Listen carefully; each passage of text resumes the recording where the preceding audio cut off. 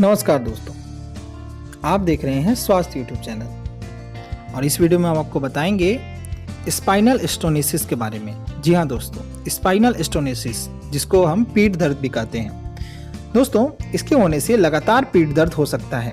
Spinal स्टोनिसिस के बारे में आइए जानते हैं क्या है इसके लक्षण, क्या है कारण और क्या है इसका इलाज।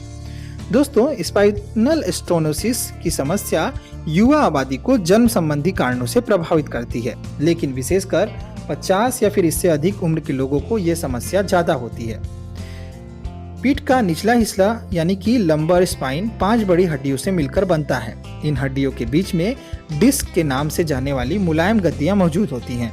हर हड्डी में एक छेद होता है जो कि हड्डियों को एक पाइप यानी कि नलिका का रूप देता है।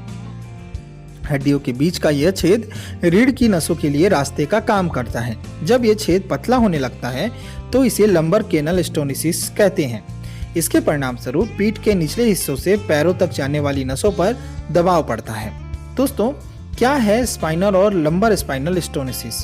दोस्तों, हेड या फिर स्पाइन सर्जरी अग्रिम institute of neuroscientist Artemis hospital में शोध के बाद स्पाइनल स्टोनिसिस की समस्या युवा आबादी को जन्म संबंधी कारणों से होती है, लेकिन विशेषकर 50 या फिर इससे अधिक उम्र के लोगों को ये समस्या काफी ज्यादा होती है। बढ़ती उम्र के साथ साथ डिस्क का गुदगुदापन कम होने लगता है, जिसके कारण डिस्क छोटी और सख्त होने लगती है। वर्तमान समय में अनुमानित तौर पर 60 वर्ष से अधिक उम्र के लगभग 4 लाख भारतीय लंबर स्पाइनल स्टोनिसिस के लक्षणों से ग्रसित हैं और लगभग 12 से लेकर 15 लाख भारतीय स्पाइनल स्टोनिसिस की किसी न किसी प्रकार की समस्या से ग्रस्त हैं। दोस्तों, क्या होता है लंबर स्पाइनल स्टोनिसिस के लक्षण? लंबर स्पाइनल स्टोनिसिस के लक्षण स्थिति की गंभीरता पर निर्भर करते हैं। हालांकि इसके लक्षण अपने आप नहीं बल्कि नसों पर पड़े दबाव की वजह से आई सूजन के कारण नजर आते हैं, इसलिए इसके लक्षण हर व्यक्ति में भिन्न भिन्न होते हैं।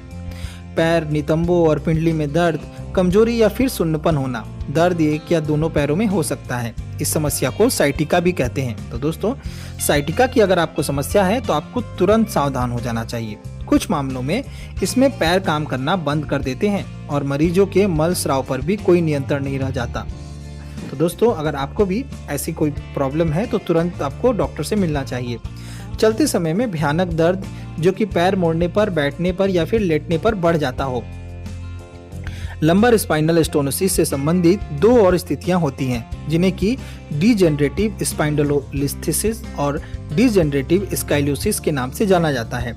डीजेनरेटिव स्पाइंडलोलिस्थेसिस रीढ़ की हड्डियों के जोड़ों में अर्थराइटिस के कारण होते हैं। इसका इलाज भी लंबर स्पाइनल स्टोनिसिस की तरह पुराने या फिर सर्जिकल विकल्प के साथ किया जाता है।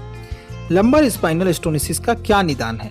इस बीमारी की पुष्टि के लिए मेडिकल हिस्ट्री, लक्षणों और आनुवंशिक जोखिमों के आधार पर फिजिकल एग्जामिनेशन और लैब टेस्ट की आवश्यकता पड़ती है। एक्सरे, सीटी स्कैन और एमआरआई आदि रेडियोलॉजी टेस्ट जोड़ों की रूपरेखा की पहचान करने में सहायक होते हैं।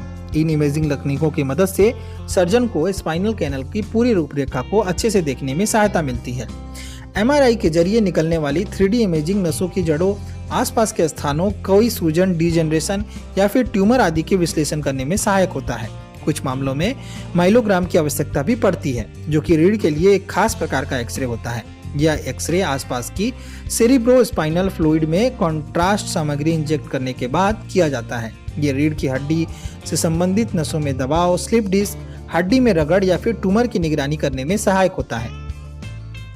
लंबर स्पाइनल स्टोनिसिस का क्या इलाज है? इस बीमारी के इलाज के लिए सबसे पहला विकल्प मेडिकेशन और फिजिकल थेरेपी होता है। यदि इसके बाद भी मरीज में कोई सुधार नहीं नजर आता तो सर्जरी करना आवश्यक हो जाता है।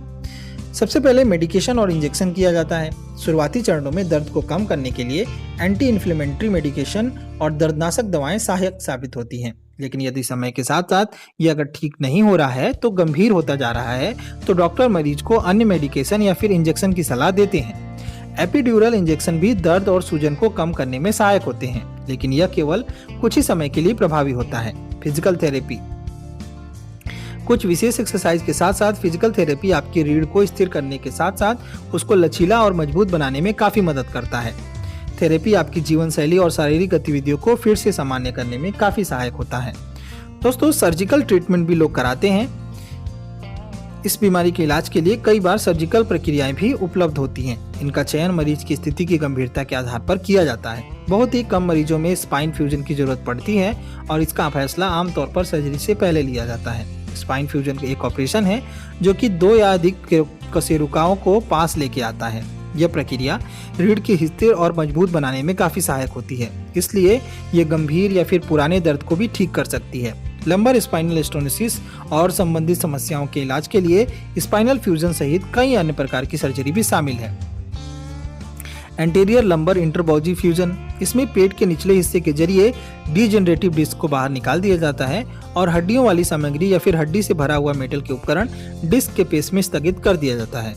फोरामिनोटॉमी, ये सर्जरी हड्डी के द्वारा को बड़ा करने में काफी सहायक होती है। ये सर्जरी लिम्फेक्टोमी के बिना या फिर साथ में की जा सकती है। लेमिटोमी, नसों की जड़ों के दबाव को कम करने के लिए लेमिना में ओपनिंग बनाई जाती है। लेप्रोस्कोपिक स्पाइनल फ्यूजन, ये एक मिनिमली इन्वेसिव प्रक्रिया है जिससे कि पेट के निचले हिस्से में एक छोटा कट लगाया जाता है। इस कट के जरिए डिस्क में ग्राफ्ट को स्थगित कर दिया जाता है। तो दोस्तों, अगर आप भी ऐसे किसी पीठ दर्द की समस्या से ग्रसित हैं या फिर आपको साइटिका संबंधी बीमारी है तो आपको तुरंत अपने डॉक्टर से मिल